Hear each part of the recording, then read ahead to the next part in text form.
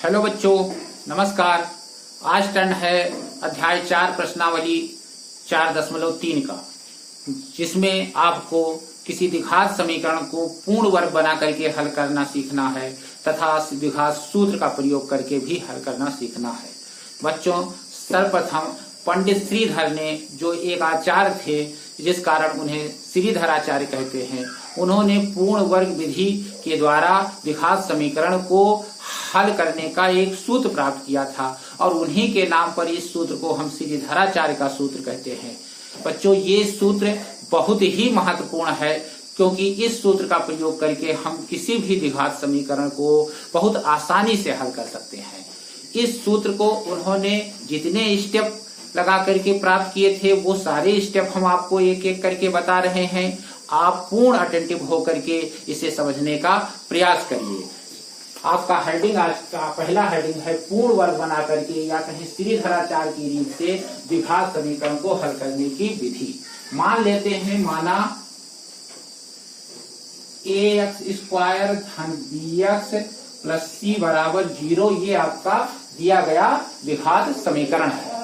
तो इसमें क्या क्या स्टेप अपना करके द्विघात सूत्र प्राप्त किया गया था वो सारे स्टेप हम इधर लिख रहे हैं और उनको इधर हम स्टेप लगा करके फार्मूला प्राप्त कर रहे हैं। आप ध्यान से देखिए।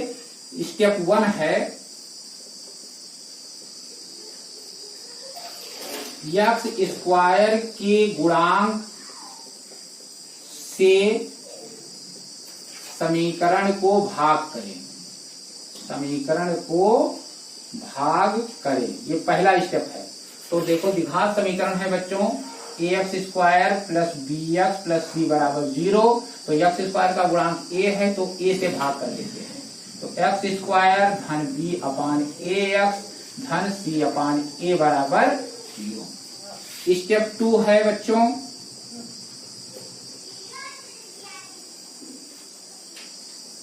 अचर पद को RHS मतलब राइट हैंड साइड बराबर के दाहिनी ओर RHS में पक्षांतर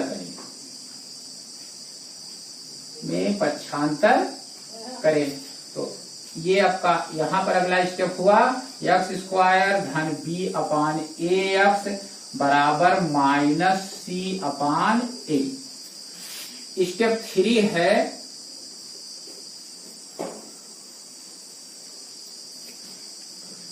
x के गुणांक के आधे का वर्ग दोनों पक्षों में जोड़िए।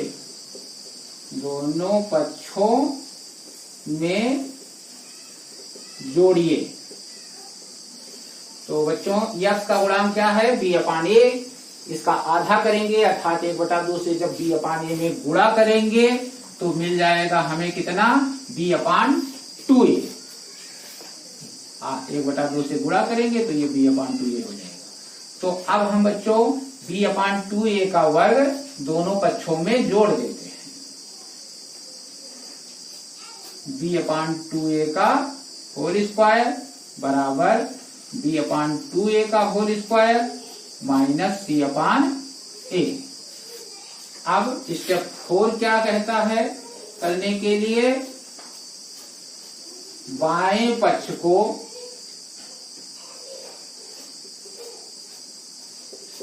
द्विपद व्यंजक का पूर्ण वर्ग बनाकर लिखें। तो ये बच्चों इधर ये किसका पूर्ण वर्ग बन रहा है? आप ध्यान से देखें तो पाएंगे कि ये इतना पूरा x plus b upon 2a का पूर्ण वर्ग है, मतलब x plus b upon 2a के होल स्क्वायर के बराबर है। और इधर की तरफ सॉल्व करते हैं तो ये मिलेगा b² upon 4a² minus c upon a। एक लाइन और सॉल्व करिए अभी आगे, तब अगला स्टेप आपको बता रहे हैं। x plus b upon 2a का होल स्क्वायर बराबर ये आपका 4a² b² माइनस 4ac इतना मिला। अब आप दोनों पक्षों का वर्गमूल लीजिए अगले स्टेप में। स्टेप 5, दोनों पक्षों का वर्गमूल लीजिए।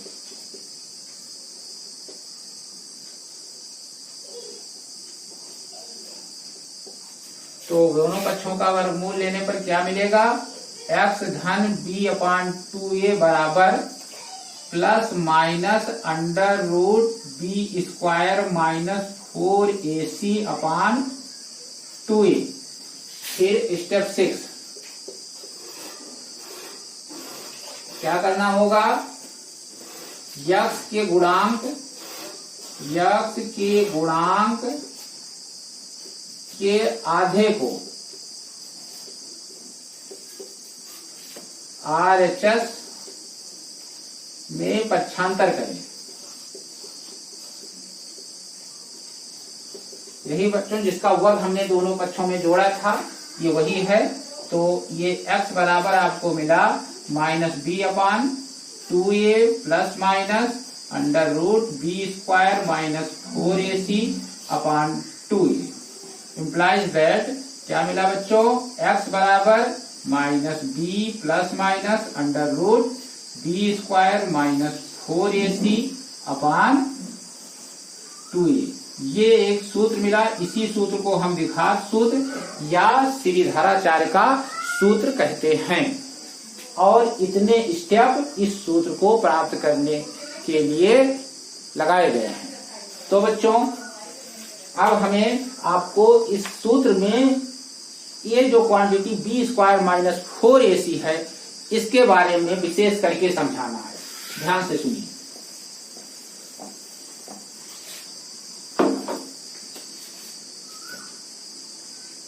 द्विघात सूत्र x बराबर minus B plus minus under root B square minus 4ac upon 2a में बी स्क्वायर माइनस 4ac को समीकरण ax square plus bx plus c बराबर 0 का हम विविक्त कर कहते हैं। विविक्त कर, अंग्रेजी में विविक्त कर को बेटा डिस्क्रिमिनेंट बोलते हैं।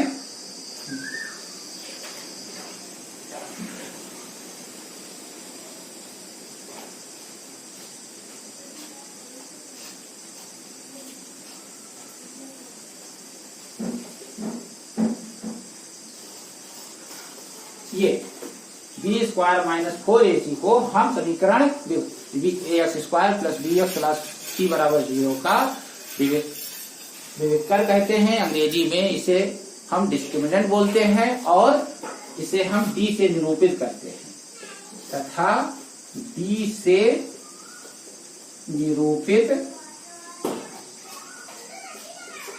करते हैं। अब हमें इस d के कैरेक्टर पर यहाँ थोड़ा चर्चा करना है आपसे। यदि d का मान मतलब बी स्क्वायर माइनस 4ac का मान ऋणात्मक हो जाता है, तो बच्चों अगर जो स्क्वायर रूट के अंदर कोई ऋणात्मक संख्या है, मान लेते हैं कि -4 है, तो क्या इसका वर्गमूल संभव है? सबसे पहले आप धन 4 का वर्गमूल निकालिए। तो जानते हैं धन 4 का वर्गमूल प्लस माइनस 2 होता है, मतलब प्लस 2 और माइनस 2। अर्थात यदि हम प्लस 2 का वर्ग करें तो भी 4 मिलेगा, माइनस 2 का वर्ग करें तो भी 4 मिलेगा। लेकिन यही अगर जो 4 स्क्वायर रूट के अंदर -4 हो, तो क्या कोई ऐसी संख्या है जिसका वर्ग करने पर -4 मिले? वो संभव कोई संख्या है ही नहीं। तो यदि बी स्क्वायर माइनस 4ac अर्थात d का मान ऋणात्मक होगा, तो द्विघात समीकरण का कोई भी मूल वास्तविक नहीं होगा, अर्थात काल्पनिक या कहें अधिकल्पित होगा। तो इस चीज को ध्यान रखते हुए बच्चों हम प्रश्नावली 4.3 के प्रश्नों को हल करना प्रारंभ करते हैं। प्रश्नावली 4.3 का पहला प्रश्न है। इसमें 4 भाग हैं और करना क्या है, प्रश्न में कह रहा है यदि निम्नलिखित द्विघात समीकरणों के मूलों का अस्तित्व हो तो इन्हें पूर्ण वर्ग बनाने की विधि द्वारा ज्ञात कीजिए। अर्थात हमें अभी द्विघात सूत्र का प्रयोग इस प्रश्न में नहीं करना है, वो सारे स्टेप अपना करके जो इस सूत्र को प्राप्त करने के लिए किए गए थे वो सारे स्टेप अपना करके हमें प्रश्न को हल करना है। तो पहले प्रश्न का पहला भाग है आपका, क्या है बच्चों? आंसर फर्स्ट पर 2x² माइनस 7x प्लस 3 बराबर 0। अब हमने देखा कि 2 यहाँ पर x² का गुणांक है, यहाँ पर a था, a से भाग किया गया था, तो अब हमें यहाँ 2 से भाग करना होगा। तो x² माइनस 7/2x धन 3/2 बराबर 0। दूसरा स्टेप, इस अचर पद को इधर किया गया था, यहाँ अचर पद 3/2 है, 3/2 को इधर करते हैं मतलब RHS में करते हैं, तो x² माइनस 7/2x बराबर माइनस 3/2। फिर अगला स्टेप बच्चों क्या है कि x के गुणांक का आधे का वर्ग दोनों पक्षों में जोड़ा जाए। 7/2 का आधा करेंगे 7/4 मिलेगा, तो x² माइनस 7/2x और ये आपका 7/4 का वर्ग इधर भी जोड़ देते हैं और इधर भी जोड़ देते हैं। अब अगले स्टेप में क्या किया गया था, LHS को बाएं पक्ष को द्विपद व्यंजक का वर्ग लिखा गया था। यहाँ पर द्विपद व्यंजक x माइनस 7/4 का होल स्क्वायर ये बन रहा है और इसे सॉल्व करें तो 7 का स्क्वायर होगा 49, 4 का 16 होगा minus 3/2। implies that x minus 7/4 का होल स्क्वायर बराबर लघुत्तम 16 हुआ और ये आपका 49 माइनस 2 8 16 8 3 24 25 हुआ।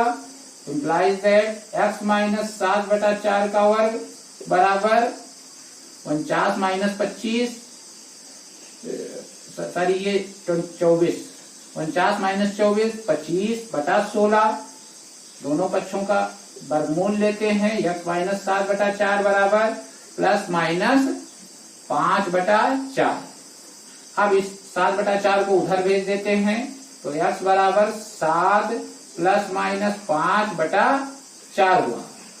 अब बच्चों ये आपका लास्ट तक हल करने के बाद एक बार प्लस और माइनस साइन लेकर के आपको हल करना होगा। लिखेंगे यहां पर हम प्लस चिन्ह लेने पर तो x बराबर 7 धन 5/4 implies that x बराबर 12/4 अर्थात x बराबर 3। माइनस चिन्ह लेने पर x बराबर 7 माइनस 5/4 implies that x बराबर 2/4 अर्थात x बराबर 1/2। ये इसका आपने हल देखा। ऐसे ही 3 प्रश्न और पहले प्रश्न में हैं, इनको आप इसी विधि से हल करेंगे। और दूसरे प्रश्न में आपको कह रहा है कि प्रश्न संख्या 1 में जो द्विघात समीकरण दिए गए हैं इन्हें द्विघात सूत्र का प्रयोग करके हल करिए। तो अब हम पुनः इसी प्रश्न को जो है द्विघात सूत्र का प्रयोग करके हल करते हैं। क्योंकि प्रश्न संख्या 4 में प्रश्न संख्या 1 में 4 सवाल थे और चारों को पूर्ण वर्ग विधि का एक एक स्टेप लगा करके आपको हल करना था। अब प्रश्न संख्या 2 में उन्हीं चारों प्रश्नों को अर्थात समझ लीजिए प्रश्न संख्या 2 में भी 4 प्रश्न हैं और उनको आपको द्विघात सूत्र का प्रयोग करके हल करना है। तो इसको बच्चों लिखने का ये प्रोसेस है। ये हुआ आपका आंसर सेकंड का फर्स्ट पार्ट। दिया गया समीकरण ये आप 2x square minus a/x plus 3 बराबर 0 मान लेते हैं, समीकरण फर्स्ट है। तो आप लिखेंगे समीकरण फर्स्ट की तुलना ax स्क्वायर धन bx धन c बराबर 0 से करने पर, तो तुलना कैसे किया जाता है? देखिए, एक्स स्क्वायर का गुणांक यहाँ पर a, यहाँ एक्स स्क्वायर का गुणांक 2, इस प्रकार से a बराबर क्या मिला? 2। यहाँ पर x का गुणांक b, यहाँ x का गुणांक -7, मीन्स b बराबर क्या हुआ? -7। यहाँ अचर पद c, यहाँ अचर पद 3, अर्थात क्या मिला अचर पद? c बराबर 3। तो आप लिखेंगे श्रीधराचार्य के सूत्र से या द्विघात सूत्र से x बराबर क्या होता है? -b plus minus √b square minus 4ac upon 2a implies that x बराबर -b means -7 plus minus √b square मतलब -7 का square minus 4a means 2c means 3 upon 2a, तो 2 2 जा 4, 2 दूनी 4। तो x बराबर मिला बच्चों आपको -7 प्लस 7 प्लस माइनस √ ये आपका हुआ 49 माइनस 4 दूनी 8 24 बटा 4 इम्प्लाइज दैट x बराबर ये आपका मिला 7 प्लस माइनस 49 में से 24 जाएगा बच्चों 25 का वर्गमूल 5 बटा 4। और फिर वैसे ही प्लस माइनस चिन्ह लेकर हल करिए, प्लस एवं माइनस चिन्ह लेकर हल करने पर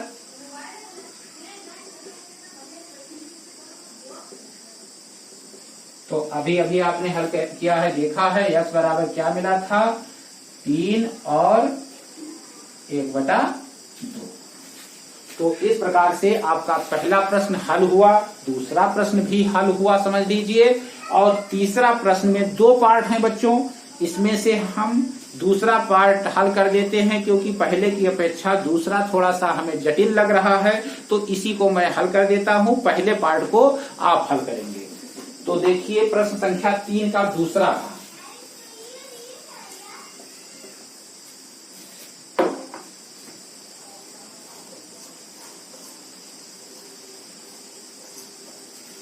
ये है प्रश्न बच्चों आपका 1/x प्लस 4 plus minus 1/x minus 7 equal to 11/30।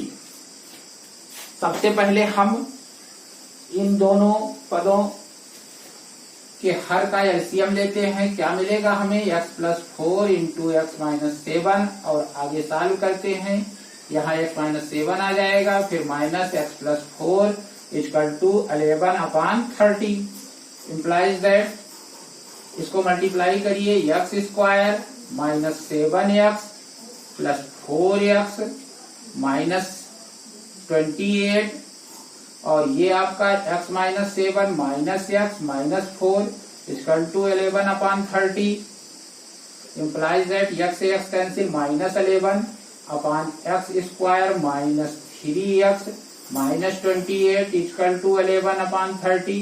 11 से पूरे इक्वेशन को भाग कर देते हैं तो minus 1/x square minus 3x minus 28 28 बराबर 1/30। अब दोनों पक्षों को उलट देते हैं तो हमें मिलेगा बच्चों एक्स स्क्वायर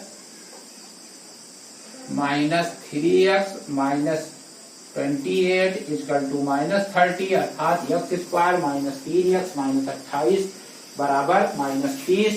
अब इस माइनस 30 को इधर ले आइए तो x square minus 3x minus 28 धन 30 बराबर 0 implies that x square minus 3x धन 2 बराबर 0।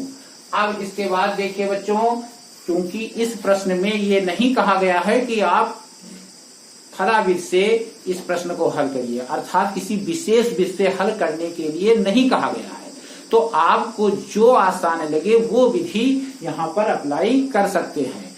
गुणनखंड विधि भी अप्लाई कर सकते हैं यदि बोर्ड परीक्षा में आया हो तो, क्योंकि ये प्रश्नावली 4.3 में विशेष करके दो विधियां पूर्ण वर्ग विधि बना करके और द्विघात सूत्र का उल्लेख किया गया है। तो इस प्रश्नावली को जब आप सॉल्व कर रहे हैं तो यही दो विधि प्रयोग करिए। तो हम द्विघात सूत्र का प्रयोग करते हैं। आप लिखेंगे, इसे समीकरण फर्स्ट डाल दीजिए और लिखिए समीकरण फर्स्ट की तुलना ax स्क्वायर धन bx धन c बराबर 0 से करने पर, अब वही स्टेप पूरा, यहाँ पर a बराबर 1 मिलेगा, b बराबर -3 मिलेगा और c बराबर 2 मिलेगा। तो चूंकि x बराबर -b plus minus under root b square -4ac upon 2a implies that x बराबर -3 मीन्स धन 3 plus minus under root b square मतलब -3 का स्क्वायर -4ac अर्थात 4 इंटू 1 इंटू 2 अर्थात 4 इंटू 1 इंटू 2 अपॉन 2a अर्थात 2 एकम 2 इम्प्लाइज दैट x बराबर 3 plus minus under root -3 का square 9 4 एकम 4 दूनी 8 बटा 2 इम्प्लाइज दैट x बराबर 9 में से 8 जाएगा 1 होगा 3 प्लस माइनस 1 बटा 2। और फिर इसके बाद बच्चों क्या करना है कि प्लस माइनस चिन्ह लेकर के हल करने पर, प्लस चिन्ह लेकर हल करने पर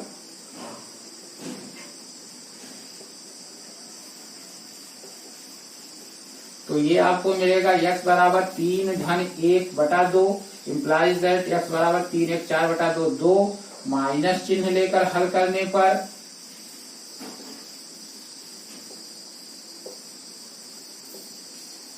तो x बराबर आपको मिलेगा 3 माइनस 1 बटा 2 इम्प्लाइज दैट x बराबर 2 बटा 2 इम्प्लाइज दैट x बराबर 1। ये आपका आंसर हुआ। प्रश्न संख्या 4 के बाद बच्चों आपको इबारती प्रश्न दिए गए हैं। इबारती प्रश्न अर्थात आपको वर्ड प्रॉब्लम जिसे कहते हैं, इन प्रश्नों के शर्तों के अनुसार आपको द्विघात समीकरण बना करके फिर उसको हल करके उत्तर देने होंगे। तो अब हम चलते हैं प्रश्न संख्या 4 पर।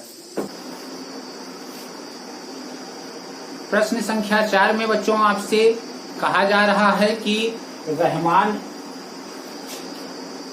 एक लड़का है और 3 वर्ष पूर्व रहमान की आयु का विक्रम अब से 5 वर्ष पश्चात आयु के विक्रम का योग 1/3 है। तो रहमान की वर्तमान आयु ज्ञात करिए। मान लेते हैं हम कि माना रहमान की वर्तमान आयु बराबर x वर्ष, तो इसलिए 3 वर्ष पूर्व रहमान की आयु बराबर, रहमान की आयु बराबर ये आपका x माइनस 3 वर्ष एवं 5 वर्ष पश्चात रहमान की आयु बराबर x धन 5 वर्ष। अब प्रश्नानुसार यहाँ क्या होना चाहिए, क्योंकि कह रहा है 3 वर्ष पूर्व एवं 5 वर्ष पश्चात इनके आयु के विक्रम का योग 1/3 है। तो अब हम इन दोनों आयु का विक्रम का योग लेते हैं और उसे 1/3 के बराबर कर देते हैं। ये हमारा अभीष्ट द्विघात समीकरण है और इसे हमें हल करके x पता करना है। तो पहले लघुत्तम लेके हल करना प्रारंभ करते हैं। x माइनस 3 और x इंटू एक्स प्लस 5 लघुत्तम हुआ, ये x प्लस 5 यहाँ पर, फिर प्लस x माइनस 3 बराबर 1/3 x 2x 5 में से 3 गया 2, इन दोनों का गुणा करते हैं x into x square, x into 5 5x -3 into x -3x -3 into 5 -15 बराबर 1/3। तो 2x धन 2 और ये x स्क्वायर 5 में से 3 जाएगा 2x -15 बराबर 1/3। क्रॉस मल्टीप्लिकेशन करिए तो x स्क्वायर धन 2x -15 बराबर 3 दूनी 6x धन 3 दूनी 6। सबको इधर ले आइए तो x स्क्वायर ये 6x इधर आएगा माइनस होगा, 2 में से 6 जाएगा -4 होगा और ये 6 इधर आएगा -6 मतलब कुल हो जाएगा -21 बराबर 0। अब आप इसको चाहे गुणनखंड विधि से या पूर्ण वर्ग बना करके विधि से या सीधे धाराचार की विधि से हल करके x का मान पता करिए। यहाँ हम धाराचार का विधि का प्रयोग कर रहे हैं, धाराचार सूत्र का। तो इसे समीकरण फर्स्ट डालिए, लिखिए फर्स्ट की तुलना ax स्क्वायर धन bx धन c बराबर 0 से करने पर तो x बराबर 1 a बराबर 1 b बराबर -4 c बराबर -21। तो चूंकि x बराबर -b plus minus √b square -4ac upon 2 implies that x बराबर -4 प्लस माइनस b स्क्वायर मतलब -4 का स्क्वायर 16 हो जाएगा -4ac। तो 4 इंटू 1 इंटू -21 4 इंटू 1 इंटू -21 बटा 2 एकम 2 implies that x बराबर 4 प्लस माइनस √16 और ये माइनस प्लस 21 चौका 84 बटा 2 implies that x बराबर 4 और 6 10 8 1 9 1 10 √100 बटा 2। आगे हल करते हैं बच्चों। implies that x बराबर 4 100 का वर्गमूल 10 होता है बटा 2।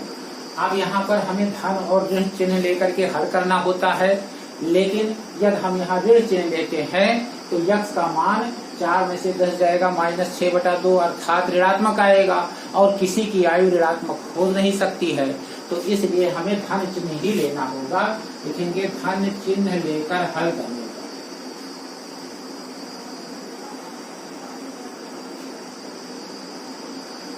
तो x बराबर बच्चों मिलेगा 4 धन 10 बटा 2 implies that 4 10 14 बटा 2 7 अर्थात रहमान की आयु कितना हुआ 7 वर्ष। ठीक, अब हम क्वेश्चन नंबर प्रश्न संख्या 5 पर चलते हैं।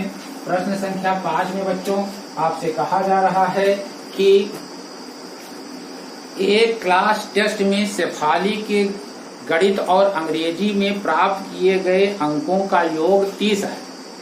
यदि उसको गणित में 2 अंक अधिक और अंग्रेजी में 3 अंक कम मिले होते तो उनके अंकों का गुणनफल 210 होता।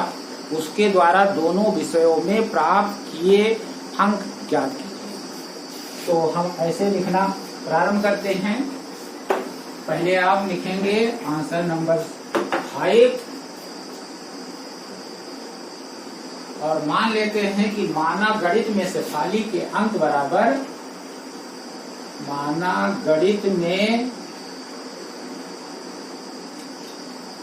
शेफाली के अंक बराबर x। अब अंग्रेजी में शेफाली के अंक क्या होंगे?